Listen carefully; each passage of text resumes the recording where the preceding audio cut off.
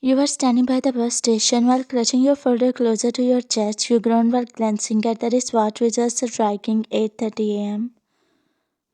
Great, Ryan, great. Of course, you had to be late on the most important day of your. You muttered under your breath while tapping your foot on the concrete. The bus stop was almost empty, just an old lady with glasses and a man scrolling on his phone. Today was supposed to be your big break. You were called for a job interview at Jeon Corporation, one of the most prestigious companies in Seoul. You had dreamed about it for weeks, practiced answers, and even slept early the night before, yet somehow you were again late. The credit goes to your clumsiness. You were nervously looking around when suddenly an old rusted car stopped beside you. You frowned and bent down slightly to see the person. The window rolled down with a creaky sound, and a familiar voice said, "Hey, Ryan, need a ride?" "Hey, Joshua." "Well, Joshua lives in your neighborhood and he comes at your place more often." "Ryan, come in, I will drop you," he said, grinning. His round glasses were sliding down his nose, and his hair was slightly messy, as if he had just rolled out of his bed. "You need Joshua like you." He was nice, sure, but his greasy compliments and over the top smiles made you cringe sometimes. "No thanks, the bus will be arriving soon." "It won't come any time sooner. The traffic is too much."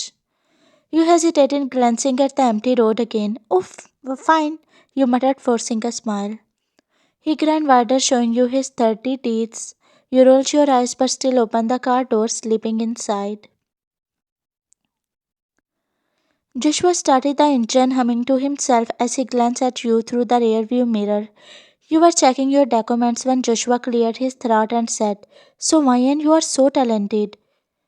"Ah, that's just luck, Joshua. Sometimes it is just not my turn yet." He chuckled softly. "You know, you could work in my company. It is not that big, but I can pay you more than my other employees. I can't see you holding these documents daily, waiting at the bus station, but still not able to get a job." The way he said that made you feel offended, but still you forced a cheeky smile. "Joshua, sorry, but you don't run a company, you run a small pamper making shop." He gulped, pushing his glasses up. "Yeah, but still, the demand is high." You shut your eyes and then cutting him off, you said, "Joshua, please let me concentrate. I am preparing myself for interview." "Oh, sorry." You rolled your eyes, flipping over the page. After a few minutes, finally the car pulled up in front of the tall glass building. You felt your stomach twist with nerves. Joshua turned to you with a shy smile. "Here you go, but..." He paused. "I don't want your thank you, Ryan. I want something else." You frowned. "Then what else you want?" "A dinner date." You blinked at him, surprised. You wanted to scold him, but you were already late, so you faked a wide smile and said, "Oh, why not, Joshua? You help me a lot. A dinner date is must." Joshua blushed while biting his lower lips. You mentally groaned and rolling your eyes, you opened the door and stepped out, closing it before he could say another word. As his car drove away, you exhaled deeply and looked up at the enormous building towering above you. Mustering up your courage, you walked inside. As you stepped in, a low gas left your mouth. The lobby was breathtaking. All marble floors and soft music was playing. Employees in neat suits were passing by with tablets and coffee cups. You suddenly felt out of place in your modest blouse and pencil skirt. Adjusting your skirt, you walked up to the receptionist, a tall woman with a sleek ponytail. Excuse me?" "Yes, ma'am. How may I help you?" "I am here for the interview. My name is Ryan." She nodded her head and said, "Wait, let me check." She searched for something quickly on the computer and then looked up. "Yes, Miss Ryan, you were called for 8:30 a.m., correct?" "Yes, I'm sorry. There was traffic." "No problem. The other candidate just finished. You will be next. Please wait a moment." She gestured you to sit in the waiting area. You nodded your head and sat on the nearby sofa. Your palms were sweating. You tapped your foot nervously against the floor, mentally rehearsing your answers again. "What if the CEO reject me again?" You muttered under your breath, trying to wipe the sweat off your shoulder. After a few minutes, the receptionist looked up. "Miss Ryan, you may go in now." Thank you. You stood by smoothing your skirt and walked towards the tall wooden door labeled CEO's office. You took a deep breath and knocked with your trembling hands. Come in. A deep voice answered. You let out a heavy sigh and pushing the door open, you stepped inside. As soon as you stepped inside the cabin, you bowed politely before even looking at the CEO. Good morning, sir. I am. While speaking, you looked up, but your leftover words vanished. Your eyes widened, no almost popped out because the man whom you was sitting behind the wooden desk was you never expected to see again. Jungkook, the CEO of Jeon Company, lifted his gaze up, and then his pen slipped from his hand and fell down on the floor. Wyan? Your heart dropped. The man in front of you, the CEO of Jeon Corporation, was none other than Jungkook. Your high school rival. Then a slow, amused smile curved his lips. Wow, of all people. You forced a shaky laugh, gulping down. Yeah, life is funny, huh? Your grip on the file tightened, his mug seeing your nervous state. You didn't change. It's been 8 years. Yeah, he pouted dramatically while leaning back in his chair. Well, I never expected I would see you again like this, Ryan. You crossed your arms as you were still in shock. You were never even good at studies back then. How did you become the CEO of such a big company? He laughed, rubbing his temple. Ah, that was easy. I didn't study hard, but my father did. You frowned. My father built this company from the scratch and made me the CEO, so technically I'm just continuing the legacy. Oh, I see. So you inherited the power, not earned it. You tilted your head, trying not to smile. You are still sharp tongued, I see. He raised an eyebrow. You glared at him slightly, he smirked and then said, Anyway, I don't need to check your CV to decide. Ryan, I already know you are talented. You will work from tomorrow as my personal secretary. You blinked at him, but still, you should check my CV. He laughed lightly, shaking his head. Come on, I studied with you. I know how good you are. I don't need to check the piece of paper to assign you here as my personal secretary. Your cheeks flushed the way he asked laced the last word, clearing your throat slightly. You spoke. Thank you, I will leave then. He nodded, poking his inner cheeks. You were about to leave when he spoke. I am happy to see you again, Ryan. You turned and bowing at him, you rushed out of his cabin. That night you couldn't sleep, you just laid on the bed staring at the ceiling. Your mind kept replaying his smile. You groaned, burying your face in the pillow. Oh, Ryan, stop thinking a lot. You scolded yourself and closed your eyes. The next morning, grabbing some files from your desk, you took out a deep breath and walked toward Jungkook's office. You knocked twice. Come in. His familiar voice said. You entered carefully and bowed slightly. Good morning, sir. There are the files you asked for. Jungkook smirked, taking a sip of coffee and then setting the cup down. He smirked at you. Good morning, Miss Ryan. Come here, I'll show you something. You nodded and walked to him. He turned his laptop towards you. The screen was displaying a set of presentation slides. This is the project you will be helping me with. I want you to manage the schedule, the client meetings, and make sure everything is updated daily. You nodded your head. The scent of your shampoo raised the heartbeat. His ears turned slightly red as he muttered to himself.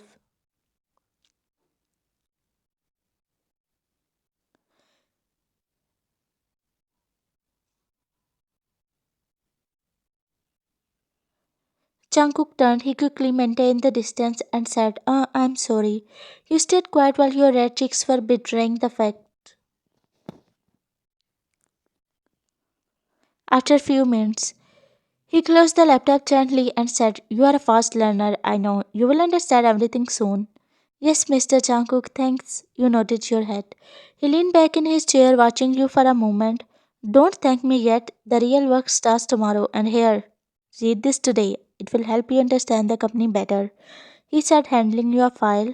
You accepted the file with both hands, bowing slightly. I will study it carefully. Good. I expect nothing less than you. You nodded and left. Jungkook leaned back against his chair. After a week, Everything between you and Jungkook had gone back to the usual professional on the surface, yet strangely tense underneath. You told yourself it was fine. You were there for work.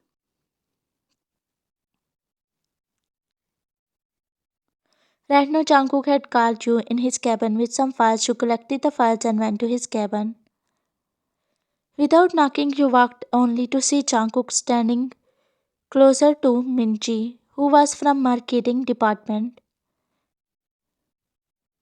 Her hand was on his desk. You narrowed your eyes at them, your grip on the file tightened until your knuckles went white.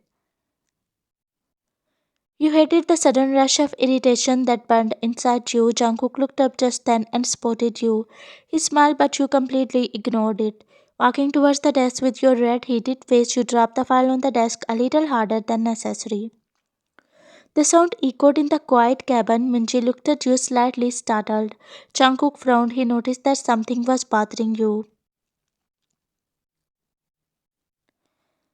That will be all, Minji. You may leave now, he said while looking at your cute, grumpy face.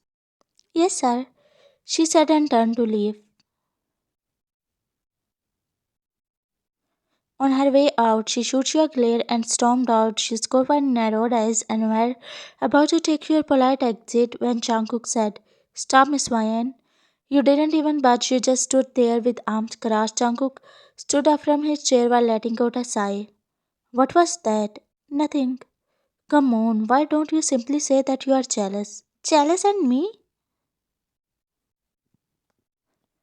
Of course you are. Come on, don't lie. Jungkook smirked. Oh, really?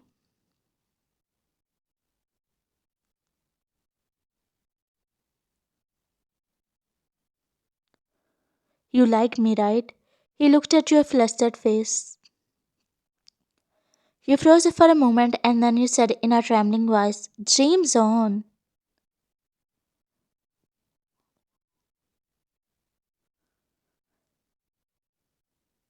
If you don't like me, then why are you so jealous?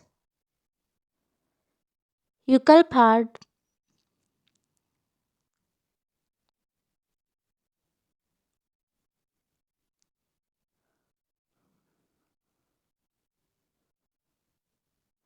You coughed dramatically and rushed out. Jungkook poked his inner cheeks, muttered to himself, I won't let you go this time. Time skipped. It was around 10 p.m., but you were still sitting at your desk going through the last set of reports when Jungkook's shadow fell across your table. You looked up and your heartbeat raced, seeing him. It is too late. You shouldn't stay this long. Come pick up. I will drop you home. It is okay, Mr. Jungkook. I will manage. But it is past 10 p.m. and the cabs barely run this late. You stared at him for a few seconds before giving up. Fine, you muttered, and while grabbing your bag, Jungkook opened the door of his G-Wagon. You climbed in slightly. Your heartbeat was louder than the music playing softly from the car's speaker. Finally, the car stopped in front of your apartment. You unbuckled your seatbelt quickly. Thanks for the ride, you said, reaching for the door handle. Jungkook leaned slightly towards you. Won't you invite me in? You blinked. See, it is chilly out. Maybe you should offer your boss a cup of coffee. You hesitated then. Oh, okay. He smirked and followed you inside. You went to the kitchen and started preparing a warm cup of coffee for him. Jungkook smiled and sat on the counter chair. He started looking at you. He didn't speak for a while.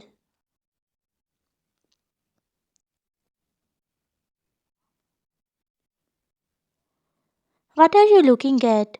You are trying to sound casual, though your voice came out slightly nervous. Jungkook smiled faintly, resting his chin on his hand. Nothing. I was just seeing that you are still same. What? He shrugged with a small laugh. You are still the same Ryan from high school, always late, always stubborn, and still trying too hard to look calm. Your heart skipped a beat. You turned away quickly, pretending to focus on the cups. You remember that much? Yeah, I remember everything, he replied. You forced a smile and placing the cup in front of him, you said, Here you go. It is not from a fancy cafe like you are used to, but it is good. He smiled, taking it. I am sure it is perfect. Jungkook smirked and took a sip, then glanced around. His eyes skinned soft lights, the neatly arranged cushions, the subtle scent of vanilla in the air. You have a beautiful choice, I must say. You smiled. Thanks, I just try to make it cozy. He nodded, placing the cup down on the table, then he looked up at you. Why I need to use the bathroom. Your eyes widened immediately. What? No, you can't. He raised an eyebrow.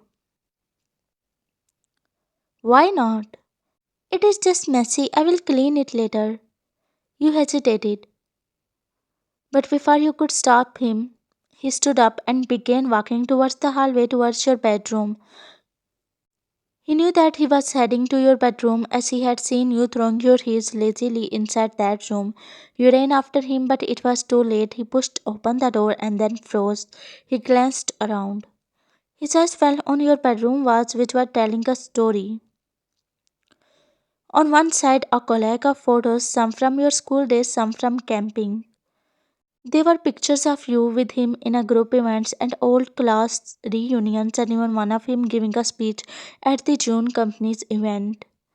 Jungkook blinked, his lips slowly curved into a smirk. He turned to you to see you standing frozen at the doorway. Oh, so someone secretly likes me. You groaned. It is not what it looks like. Really, because it looks exactly like what I think it is.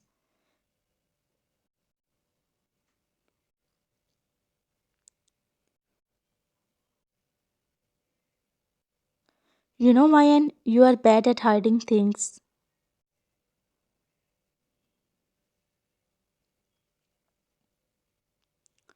Do you think it was a luck that you were called for a job interview in Jeon company? Your eyes widened and before you could process, he smirked.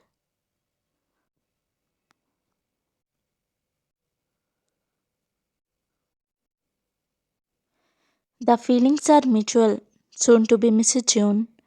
He said and walked out. You stood there speechless. The moment the door closed, you exhaled shakily. Did he just now call me Mrs. June?